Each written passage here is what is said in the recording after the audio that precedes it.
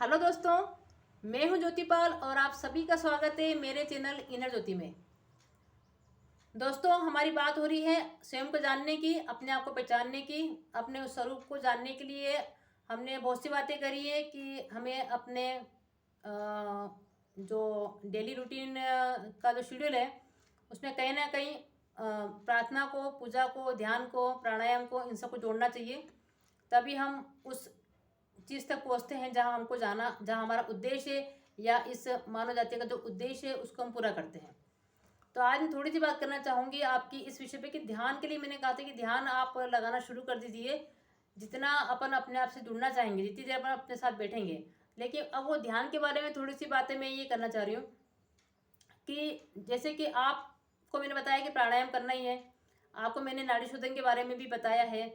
इसी प्रकार से मैं बताना चाहूँगी और आगे भी अपन इस पर बात करेंगे कि जो पतंजलि ने जो अपने योग सूत्र में बताया है कि अगर अपने को, अपने आप को जानना है, अपने आप को पहचानना है, तो उसके लिए उन्होंने कुछ 8 आपको जो नियम बताए हैं जिसको बोलते हैं अपन अष्टांग योग। तो उसमें उन्होंने कुछ यम, नियम और आसन, है ना, कि यम में उन्होंने बताया कि किन किन का अपने को पालन करना है, नियम में कुछ पालन करने को बताया है, उस पर अपन चर्चा करेंगे। और फिर कुछ आसन बताए हैं उन्होंने, तो यम, नियम, आसन। और फिर उन्होंने बोला कि उसके बाद आप करें प्राणायाम और उसके बाद फिर आप करें प्रत्याहार। तो ये पांचों काम तो करने वाले काम है जो अपने को करना होंगे, और उस पर अपन अभी डिस्कशन करेंगे कि कैसे करना है, क्या करना है। ठीक है। उसके बाद उन्होंने बताया है कि धारणा करना है, और धारणा करना नहीं, ये अपने आप होगी। आपका धारणा है ध्यान और समाधि। तो धारणा, ध्यान, समाधि के बारे में उन्होंने यही कहा है कि ये आपकी ऑटोमेटिकली होगी। मतलब ध्यान आपका अपने आप लगेगा और समाधि में आप अपने आप जाएंगे। जैसे कि आप जब रात को सोने जाते हैं तो नींद में आप अपने आप चले जाते हैं, इसी प्रकार से समाधि में आप अपने आप ही चले जाएंगे। क्योंकि हमको जब ध्यान लगाना होता है तो जैसे आपने देखा होगा कि जैसे अपन तेल को जैसे कूटते हैं अपने अंदर, ठीक है, कढ़ाई में, तो एक धार बना लेता है वो कैसे। तो इसी प्रकार से एक ही भाव होके, मतलब एक धारा में बह के, एक ही भाव में होके हमको सिर्फ भगवान में लीन होना है। तो वो लीन हम ऑटोमेटिकली नहीं हो पाएंगे, वो लीन हमारा ऑटोमेटिकली होगा।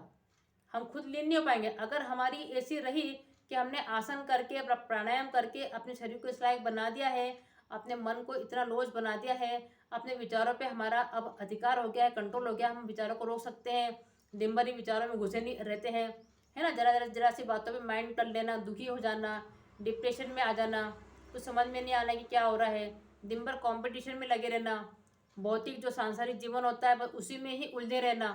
तो ये सारी चीज़ें तभी होती जबकि हम इन सब चीज़ों से बहुत दूर हट गए हैं। हम कहीं ना कहीं अपने साथ बैठ ही नहीं रहे हैं, अपने लिए टाइम ही नहीं निकाल रहे हैं, अपने आप को टाइम ही नहीं दे रहे हैं, पहली बात तो। ठीक है। तो जब हमारा रूटीन सिर्फ ये हो जाता है, एक बात ये भी ध्यान रखें, जितना बोलते हैं सोशल बनो, सोशल बनो, तो सोशल बनना भी इतनी अच्छी बात नहीं होती क्योंकि आप अपने लिए टाइम ही नहीं निकाल पा रहे हैं। आप दिन भर घुसे रहें, किसी न किसी के साथ बिजी रहें, किसी न किसी प्रॉब्लम को सॉल्व करते रहें, और आपको लगता है हम बहुत ज़्यादा सोशल हो रहे हैं, तो ये इतनी अच्छी बात नहीं कहलाती है।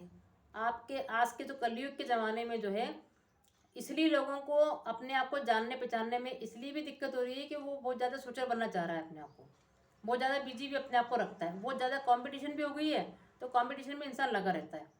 तो इससे क्या हो रहा है कि वो जो मेन जो आपका स्वरूप है, जिसके लिए हम इस दुनिया में आए हैं, क्योंकि हमको इस जीवन मरण के उससे अगर निकलने की इच्छा है, वास्तव में हम चाहते हैं, हमको अगर एक बार दिख जाए कि यह कभी हमको सुखी होते हैं, कभी हम दुखी होते हैं, लेकिन इसका कोई पर्पस नहीं है, कोई एंड नहीं है, कोई एंडलेस है, तो पूरा पूरा जीवन ऐसा चलता है, कभी अच्छा आता है, कभी बुरा आता है, और इसी को सहते गुजरते हम लोग निकल जाते हैं। और कितने लोग हमारे सामने निकले भी हैं, लेकिन हमारी कभी आंखें नहीं खुलती है।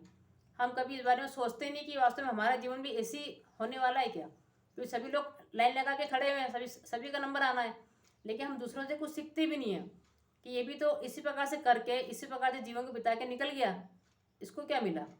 तो कहीं ना कहीं इस जीवन, जैसे अपने शास्त्रों में कहा गया है कि जीवन मरण के चुंगल से हम निकल जाएं, तो ये क्यों बोला गया है कि इसे भवसागर से हम पार हो जाएं, क्यों बोला गया है, क्योंकि इसमें रिपीटेशन बहुत है ना।